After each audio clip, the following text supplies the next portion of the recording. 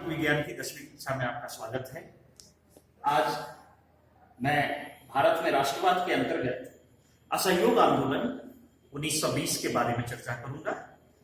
और इस आंदोलन की चर्चा से पहले मैं आपको एक बात बता दूं कि जो भी वैश्विक परिस्थिति थी और जो भारत में परिस्थितियां थी वो इस बात की ओर इशारा कर रही थी कि अब भारतीय जनमानस रुकने वाला नहीं है और उसकी पुकार है कि अब एक बड़ा आंदोलन हो, क्योंकि छिटपुट बहुत सारे आंदोलन उस समय हमारे देश में भी चल रहे थे और विश्व में भी उपनिवेशवादी शक्तियों के प्रति एक रोष की भावना व्याप्त हो रही थी। 1920 के असहयोग आंदोलन से पहले की पृष्ठभूमि के बारे में अगर हम चर्चा करें, जिसके बारे में अभी हमने टॉपिक लिया है, तो उसमें हम देखते हैं कि गांधी जो भारत आए दक्षिण अफ्रीका से, उन्होंने पूरे भारत की यात्रा की और जनमानस को परखने की कोशिश की।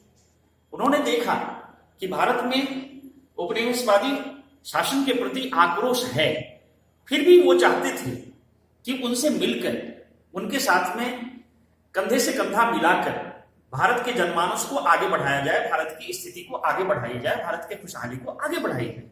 और इसलिए उन्होंने प्रथम विश्व युद्ध के समय भारतीय लोगों से अपील की कि वो अंग्रेजों का साथ दें, और ऐसा हुआ भी। गांधी के अपील पर में भारत के एक बहुत बड़े वर्ग का साथ अंग्रेजों को मिला प्रथम विश्व युद्ध के समय। लेकिन परिणाम के रूप में क्या मिला भारतीयों को, जिससे कि पृष्ठभूमि तैयार होती है असहयोग आंदोलन की, वो था रॉलेट एक्ट।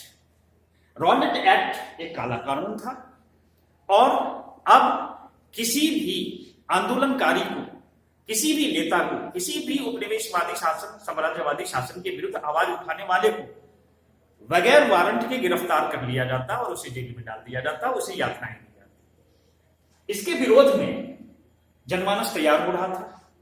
आप जानते हैं कि उस समय खिलाफत आंदोलन भी चल रहा था, होम रूल लीग मूवमेंट भी चल रहा था, और इस तरह से उसकी पृष्ठभूमि पहले से भी तैयार हो रही थी।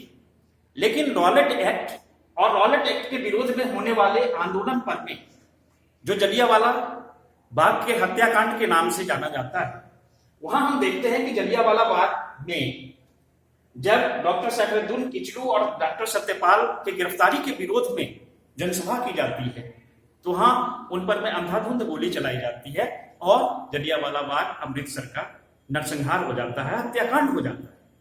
इस घटना ने पूरे देश के जनमानस को क्या किया, एकदम से आंदोलित कर दिया।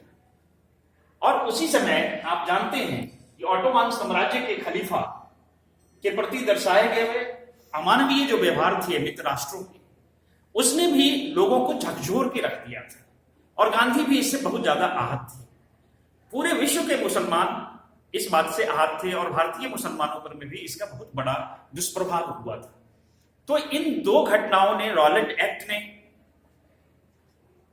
तुर्की के खलीफा के खिलाफ अमानवीय संधि ने और जलियांवाला हत्याकांड ने, इन तीनों ने मिलकर के असहयोग आंदोलन की पृष्ठभूमि तैयार कर ली। और अब गांधी को भारतीय राष्ट्रीय कांग्रेस ने लगभग अधिकृत कर दिया कि आप असहयोग आंदोलन शुरू कर सकते हैं, जिसके बारे में आपकी चिंतन है।